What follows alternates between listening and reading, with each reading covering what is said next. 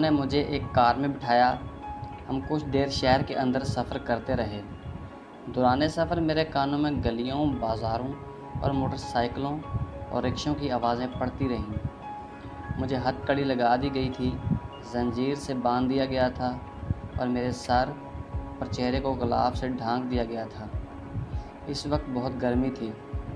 جب ہماری کار رکی تو پولیس کے ایک سپاہی نے یہ غلاف میرے سر اور چہرے سے اتار لیا، جس کے باعث وہ عمارت نظر آنے لگی جس میں اب ہم داخل ہو گئے تھے۔ یہ ایک بہت بڑی کوٹھڑی تھی جس کی دیواروں پر چمکدار روغن ہوا تھا۔ عمارت کا اندرونی حصہ ٹھنڈا تھا، شاید یہاں ایئر کنڈیشنر نصب تھا۔ جب مجھے اس مکان میں لے جایا گیا تو پہلے مجھے ایک شاندار کمرہ نظر آیا جو پودوں، آرام کرسیوں اور کتابوں سے مزین تھا۔ پھر راہداری اور پھر مضبوط چوبی دروازے جن میں کھڑکیاں بھی تھیں اور اوپر چھت پر گھومنے والے پنکھے لگے ہوئے تھے۔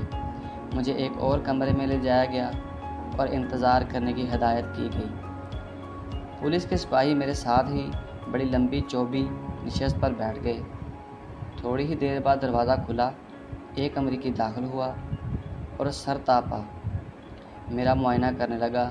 وہ قدرے گھبرایا ہوا محسوس ہو رہا تھا، اسے کسی چیز کی توقع تھی۔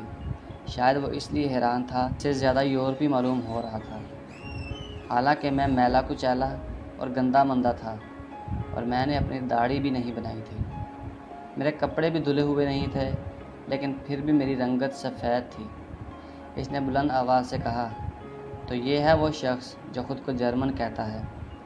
پھر ایک اور امریکی اندر داخل ہوا اور اس نے بغور میرا معائنہ کیا۔ دوسرے امریکی نے گلے تک وی شکل کا سویٹر بھی پہنا ہوا تھا۔ اس کے بال کھچڑی تھے اور اس کی مونچھیں بھی تھیں۔ وہ تقریباً جرمن معلوم ہوتا تھا۔ میں نے کہا، میرا وطن جرمنی ہے، میں جرمن ہوں۔ دونوں امریکیوں نے آپس میں مسکراہٹ کا تبادلہ کیا۔ سویٹر پہنے ہوئے امریکی نے کہا، تم جرمن ہو؟ پولیس کے سپاہیوں نے مجھے اٹھنے اور ان کے ساتھ چلنے کا اشارہ کیا۔ دونوں امریکی آگے آگے تھے اور ہم پیچھے پیچھے۔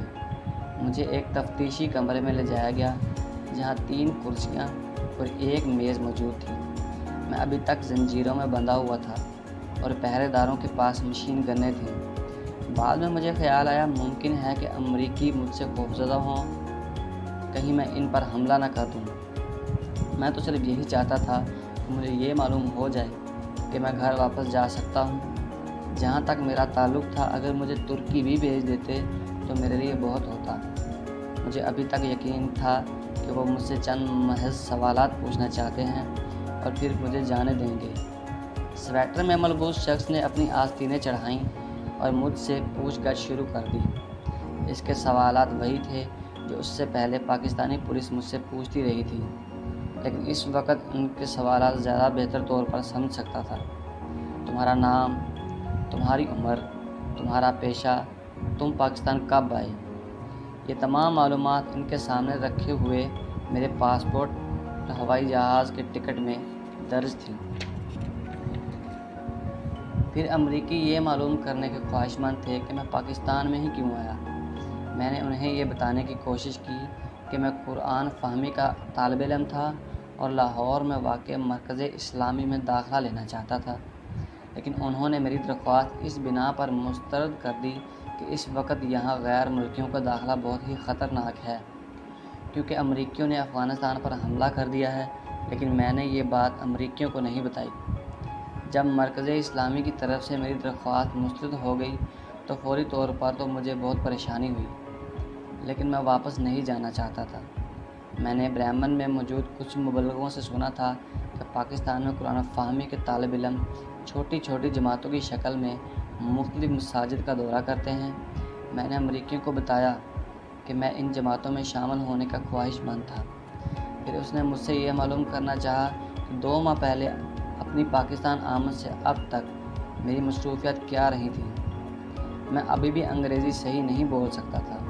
میں نے جو کچھ اسے بتانے کی کوشش کی، معلوم ہوتا تھا کہ وہ اس سے زیادہ نہیں سمجھ سکا، لیکن اس قدر وہ ضرور سمجھ گیا کہ مجھ سے یہ پوچھ سکے کہ قرآن فہمی کے یہ طالب علم کون تھے، ان کے نام کیا تھے اور اب وہ کہاں ہیں؟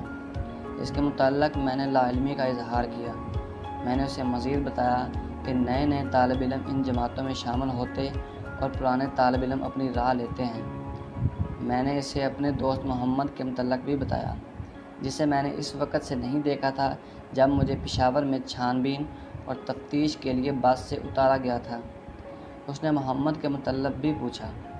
پھر اس امریکی نے مجھ سے پوچھا کہ در حقیقت پاکستان میں میرا قیام کہاں تھا۔ میں نے جواب دیا، ہوائی جہاز کے ذریعے میں کراچی پہنچا۔ مجھے یہاں کی کوئی زبان بھی نہیں آتی تھی، میں انگریزی بھی نہیں بول سکتا تھا۔ ہوائی جہاز میں میری ملاقات حسن سے ہوئی، جس کا تعلق اسلام آباد سے تھا، لہٰذا میں بھی اسلام آباد چلا گیا، لیکن حسن کے ساتھ نہیں، کیونکہ وہ ہوائی جہاز کے ذریعے اسلام آباد چلا گیا تھا۔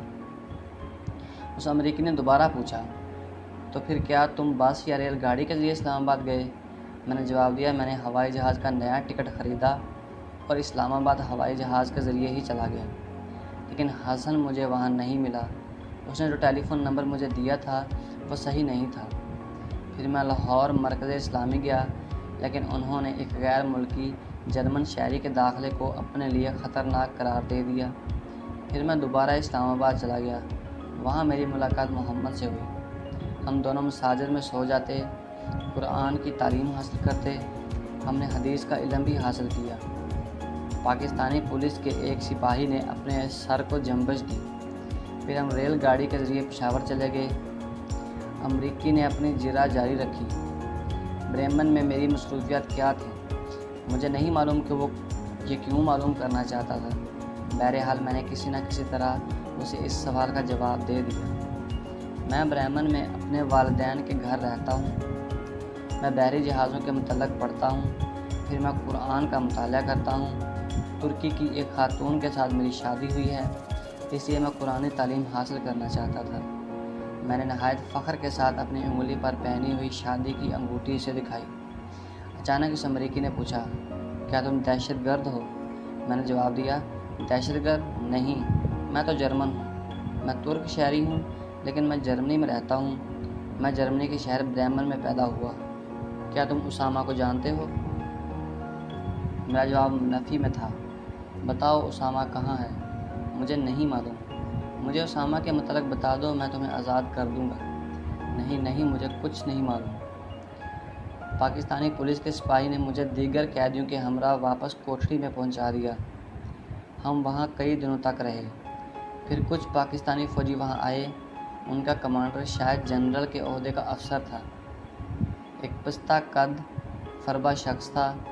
اس نے ہمیں قید خانے کی وردی کی مانند نیلے رنگ کی ڈھیلی ڈھالی کھلے دامن والی قمیص دی۔ ہمیں یہ لباس پہننے پر مجبور کر دیا گیا۔ زیر جامے کے طور پر ہمیں اس کے نیچے کچھ پہننے کی اجازت نہ تھی۔ ہمارے ذاتی کپڑے ہم سے لے لیے گئے، پھر انہوں نے ہمارے ہاتھوں میں ہتھ کڑیاں اور پیروں میں بیڑیاں پہنا دیں۔ سالے اور دوسرے قیدیوں کو علم تھا کہ انہیں امریکیوں کے حوالے کر دیا جائے گا، لیکن انہوں نے مجھے بتایا نہیں۔ پھر اسی جنرل نے ایک لمحہ کے لیے میری آنکھوں میں دیکھا، پھر انگریزی میں مجھ سے معذرت اور معافی طلب کرنے لگا کہ وہ ایسا کرنے پر مجبور ہے۔ ساتھ ہی اس نے میرے سر اور چہرے پر تھیلا نما غلاف چڑھا دیا۔ میں اپنے دل میں سوچ رہا تھا، میں اسے قطعاً معاف نہیں کروں گا، یوم قیامت بھی معاف نہیں کروں گا۔ چند سیڑھیاں طے کر کے جب ہمیں ٹرک پر سوار کرایا گیا تو میرے سر اور چہرے سے تھیلا نما غلاف سرک گیا اور پہرے داروں کی نظروں میں آئے بغیر میں اسے مزید اوپر اٹھانے میں کامیاب ہو گیا۔ میں نے دیکھا کہ ہم ایک فوجی ٹرک میں ہیں، جس کے اوپر دشمن کی نظر سے بچنے کے لیے حفاظتی ترپال پڑی ہے، اور پھر اچانک کسی نے غلاف نیچے کر دیا۔ شاید ہم نے 10 منٹ پر مشتمل ایک مختصر فاصلہ طے کیا ہوگا۔ وہاں میں نے ہوائی جہازوں، مختلف دھکیلنے والی گاڑیوں کا شور سنا۔ مجھے خیال آیا، یہ لوگ مجھے ترکی بھیج رہے ہیں۔ ہوائی جہازوں کے انجن پہلے ہی چالو حالت میں تھے اور پرواز کرنے کے لیے بالکل تیار۔ پھر میں نے کئی ٹرکوں کی آواز سنی۔ یہ اسی طرح کے ٹرک تھے جس میں ہم تھوڑی دیر پہلے تک سوار تھے۔ پھر میری سماعت کے ساتھ کچھ آوازیں ٹکرائیں۔ امریکی فوج کے افراد بھاگے ہوئے آ رہے تھے۔ ٹرک میں سے اترتے ہوئے میں اپنے سر اور چہرے پر پڑے ہوئے غلاف نما تھیلے کو قدرے اوپر سرکانے میں کامیاب ہو گیا۔ پھر میں نے امریکی وردیوں میں ملبوس بے شمار فوجی دیکھے۔ ان کی وردیوں کا رنگ ہلکا تھا تاکہ دشمن کی نگاہ سے محفوظ رہیں۔ میرے ذہن میں ابھی بھی یہی خیال نقش تھا کہ وہ مجھے ترکی میں موجود امریکی فوجی اڈے لے جا رہے ہیں۔ میں اسی خیال میں مدہوش، بہت ہی خوش تھا کہ بالآخر پاکستان سے میری رخصتی کا وقت قریب آن پہنچا تھا۔